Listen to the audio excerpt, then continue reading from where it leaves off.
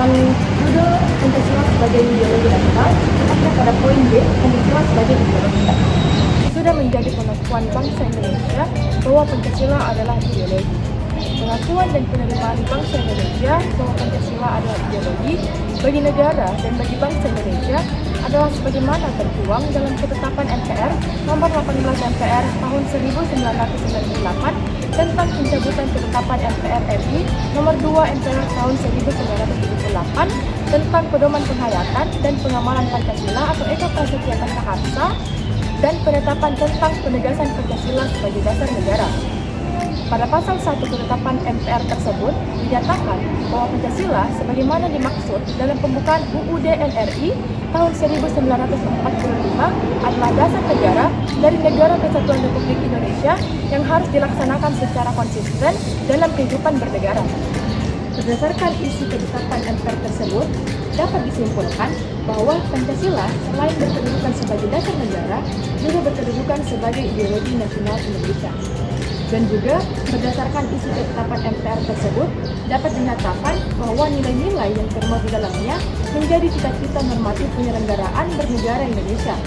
Secara luas dapat diartikan, cita-cita hidup bernegara Indonesia adalah terwujudnya kehidupan yang berketuhanan, berkemanusiaan, kesatuan, berkerakyatan, dan berkeadilan.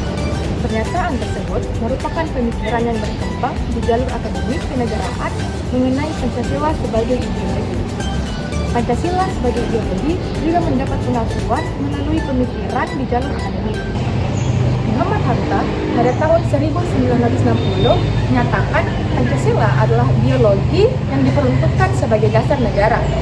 Adapun fungsi ideologi Pancasila adalah sebagai sarana pemersatu masyarakat dan pengarah motivasi bangsa untuk mencapai tujuan dan cita-cita kehidupan bernegara Indonesia.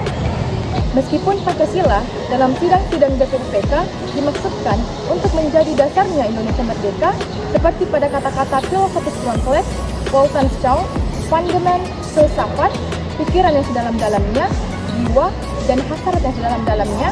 Namun, pada sisi lain, konsep Pancasila dapat dipahami sebagai common platform atau platform bersama bagi berbagai ideologi politik yang berkembang saat itu di Indonesia. Pancasila dimaksudkan pula oleh Insinyur Soekarno pada waktu itu sebagai asas bersama, agar dengan asas tersebut seluruh kelompok yang terdapat di negara Indonesia dapat bersatu dan menerima asas tersebut. Soekarno mengatakan, kita bersama-sama mencari persetujuan filosofis Kronfeld, mencari satu Wolfgang Schau yang kita setuju. Saya katakan lagi setuju. Yang saudara Yamin setujui, yang Ki Bagus setujui, yang Ki Hajar setujui, yang saudara Sanusi setujui, yang saudara Bikusna setujui, yang saudara Lian Koen Hian setujui. Pendeknya, kita semua mencari satu modus. Baik saudara-saudara yang bernama kaum kebangsaan yang di sini, maupun saudara-saudara yang dinamakan kaum Islam. Semuanya telah mufakat. Kita hendak mendirikan negara semua buat semua. Kita punya tujuan. Misalnya, sidang BPUPK dan PPKI pada tahun 1999. Menurut Adnan Uyuh, pada tahun 1995 telah terjadi perubahan fungsi asli Pancasila. Pancasila yang meskipun sebutannya sebagai filosofis Kronfeld atau Wolfgang Schau sebenarnya dimaksudkan sebagai platform demokratis bagi semua golongan di Indonesia. Perkembangan doktrinal telah mengubahnya dari fungsi awal sebagai platform bersama bagi ideologi politik dan aliran pemikiran yang sesuai dengan rumusan pertama yang disampaikan oleh Soekarno menjadi ideologi yang komprehensif integral. Baik, itulah tadi materi yang dapat saya jelaskan mengenai Pancasila sebagai ideologi. Semoga bermanfaat bagi kita semua.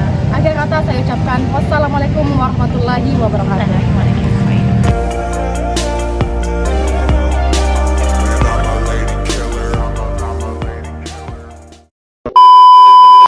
Yang saudara satu masyarakat dan pengaruh. Tiga. Meskipun